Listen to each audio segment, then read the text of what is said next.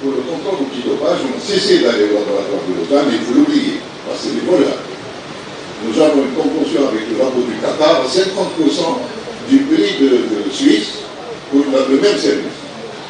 Les deux laboratoires sont agréés par le WADA, et nous avons, grâce à nos amis au Qatar, obtenu une réduction de 50% qui est très appréciable. Au lieu de payer 150 €, nous payons que 80 $. Ce qui est déjà en dessous de la moitié. Alors, s'il vous plaît, reprenez la convention qui existe, elle n'est pas terminée, et vous ferez des économies. Je voudrais d'abord revenir sur le laboratoire du Qatar, dont on a fait allusion. Il faut savoir, c'est Mohamed, que le laboratoire du Qatar a été arrêté. Si. Donc, ceci nous a été, notamment si M. le docteur Eddah, permettez-moi de terminer mon allocution, comme je vous ai laissé terminer la vôtre.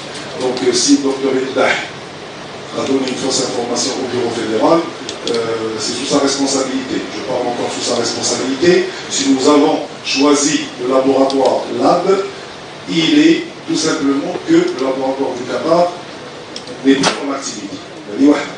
Concernant maintenant les recettes, vos services administratifs, par erreur, parce que je ne pense pas que cela ait été fait intentionnellement, ont budgétisé pour 2018 des recettes déjà encaissées en 2017. Si nous lisons le bilan de 2017, nous allons trouver qu'il y a des sommes importantes qui ont déjà encaissées, qui ne peuvent pas figurer comme prévision. Elles sont dans le bilan de 2017. En particulier, les recettes de mobilisme. Les recettes de mobilisme, vous avez un contrat, et ici, il y a un échéancier que vous connaissez, qui est dans le contrat. Mobilis aurait dû vous donner en 2017 un montant total de 228 milliards 500. Vous les avez parlé. On avait une partie des échéances qui n'ont pas été payées, on les a réclamées sur 2017. Tout à fait, mais il faut le dire. Sinon, on veut dire l'argent, c'est notre argent. Le montant est identique, de 228 milliards pour l'année 2018. En 2019, c'est la même chose. Et cela, c'est mine de rien. Plus de 500 milliards, pratiquement 700 milliards que nous devons encaisser. Cet argent, si vous l'investissez dans quelque chose de non productif, en 2020, puisque le programme s'arrête en 2019, en 2020, nous n'aurons pas plus de ressources. Maintenant, en ce qui concerne le budget, moi je n'ai pas eu les questions parce que j'aurais pu, c'est-à-dire m'informer, mais ce que je peux vous dire, Monsieur le Président, c'est que les recettes qui ont été présentées sur le budget prévisionnel sont les recettes qui ont été calculées sur la base des contrats existants. Maintenant, vous dites que les ressources de la fédération ne sont pas pérennes, mais un contrat est appelé à être renouvelé. Qui vous dit, Monsieur le Président Belli, le contrat avec Mobilis ne sera pas renouvelé? Permettez-moi de terminer, Monsieur le Président. Que Monsieur le PDG, Monsieur Chaudard, avant qu'il ne soit aujourd'hui à la tête de la structure Télécom, a parlé avec moi en me disant, Belli, il serait pour eux important de revoir le contrat à la baisse. Ceci dit, ça ne veut pas dire annuler un contrat. Donc si aujourd'hui nous avons, et nous devons respecter le contexte socio-économique de notre pays, si aujourd'hui le contrat avec Mobilis est de X dinars, si demain il nous propose un autre contrat, à X moins quelque chose, ça reste quand même des ressources viables pour notre fédération. Les salaires, on est à 56 milliards de salaires prévus. Si on continue comme ça n'ira pas loin. Je vous donne un exemple. Les salaires du staff technique de l'équipe A seulement, qui n'ont pas été payés pour les 3 mois d'octobre, n'ont pas été provisionnés dans le budget de 2017 et 2018. Vous aurez à payer un peu plus de 6 milliards pour le staff A. Et je ne compte pas les deux entraîneurs de gardien de but. Entre l'équipe A, le staff de la direction technique, là, par contre, du net qui touche. Et si on augmente le but pour que les impôts soient payés, pour que la sécurité sociale soit payée et que la part employeur du présent entrepreneur du salaire, on va déjà payer beaucoup. Et la classe risque de nous verbaliser avec des pénalités de retard. Alors attention, je vous donne une estimation que vous calculez, elle est calculée selon la loi en vigueur et selon le décret d'application. Il y a des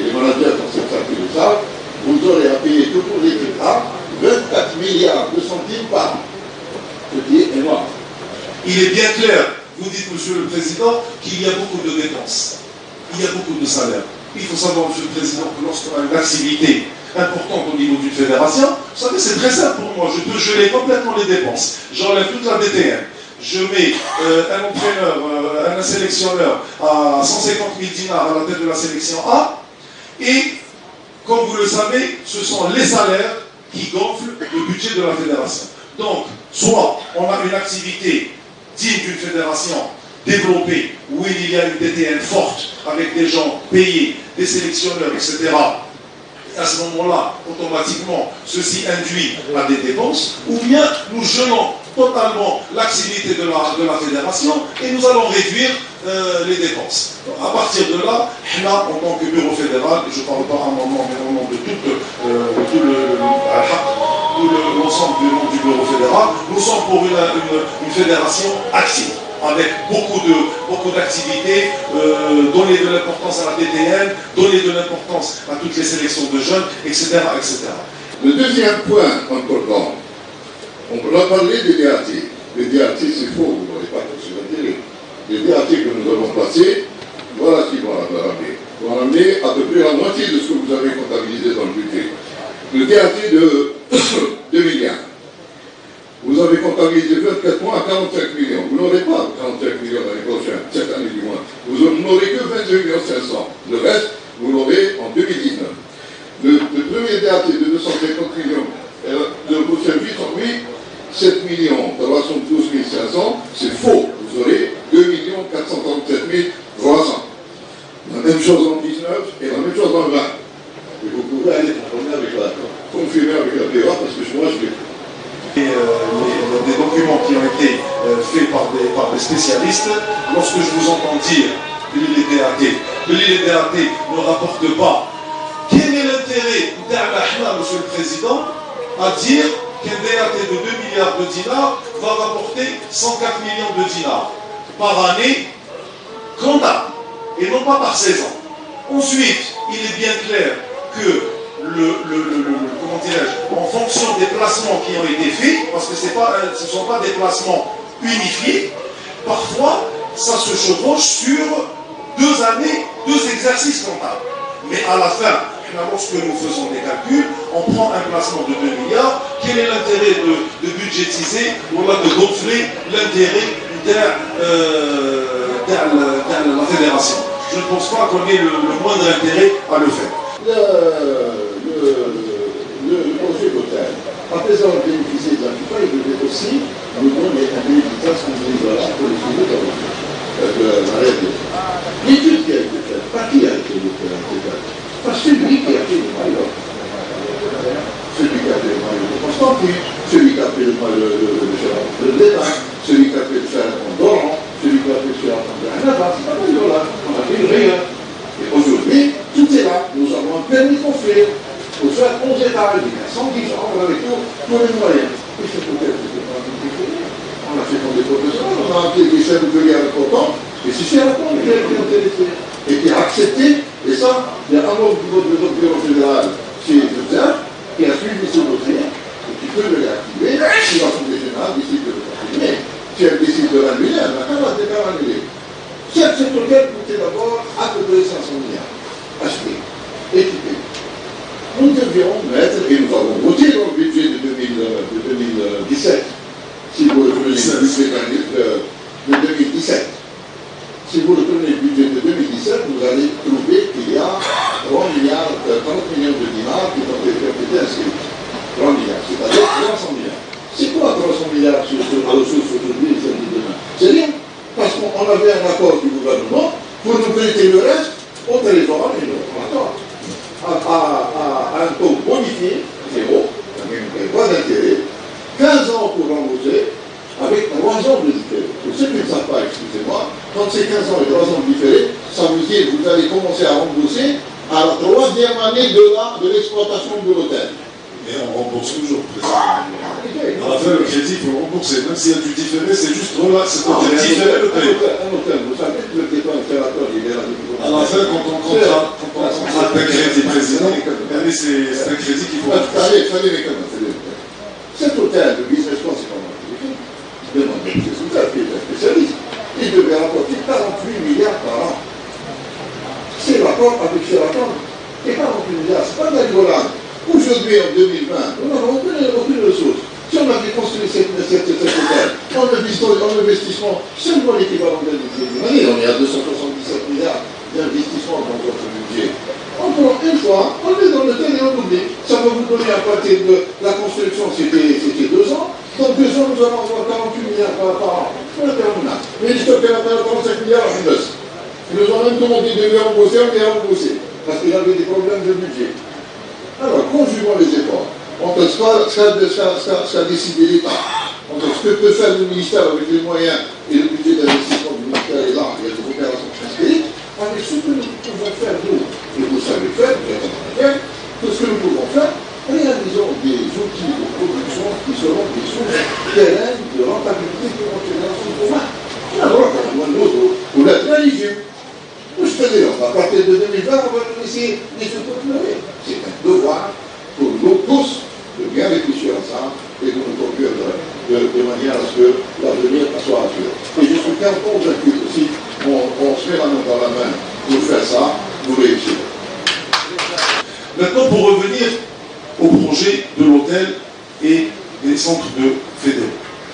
Je pense que si on reprend l'article 1 des statuts de la fédération, il est dit que la fédération est une association qui a pour but de développer le football.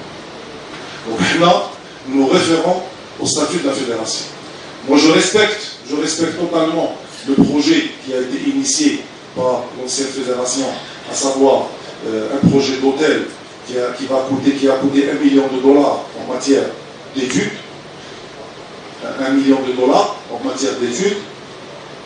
Je ne connais pas, mais je sais juste ce que ça a coûté. Parce que c'est la FIFA qui a payé. Moi, c'est juste pas que me laisser terminer, mais je vais tous les points présidents. J'ai dit tout simplement, ça aurait peut-être coûté 5, mais ça a coûté $1 million. Et c'est un projet qui devrait coûter, dans sa réalisation, à peu près 6 milliards de dinars à la fédération.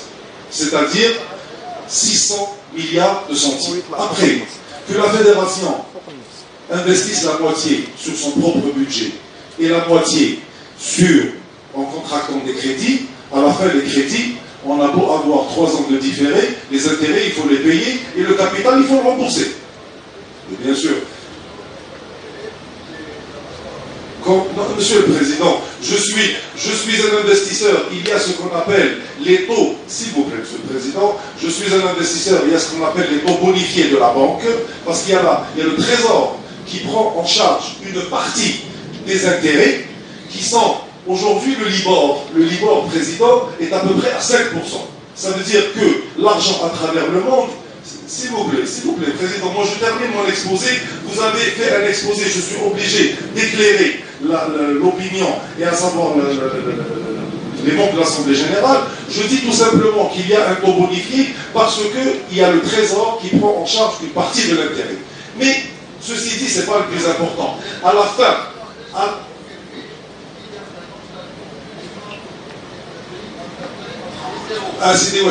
combien même le taux, bien que les taux zéro n'existent pas, aujourd'hui l'État est en difficulté financière. Elle ne peut pas donner des crédits pour des projets d'investissement lucratifs à taux zéro. C'est pas possible. Il n'y a aucune banque qui puisse donner ça. C'est anti-économique, Monsieur le Président. Aujourd'hui, que l'État permette pour les investisseurs des taux bonifiés, oui, mais on ne peut pas donner de l'argent à taux zéro. Ceci dit, quand bien même on aurait de l'argent à taux zéro, lorsqu'on contracte un crédit de 300 milliards, il va falloir le rembourser. Donc je me dis aujourd'hui, et dans la conjoncture actuelle, avec le niveau d'investissement dans le domaine de l'hôtellerie. Vous disiez tout à l'heure, Monsieur le Président, que cet hôtel aurait dû, il y a des années, peut-être rapporter 48 milliards de centimes. Mais dans le contexte actuel, parce qu'à notre arrivée, l'hôtel n'était pas réalisé. Que si on devait le réaliser à partir de 2017, il va nous falloir 24 mois pour le réaliser.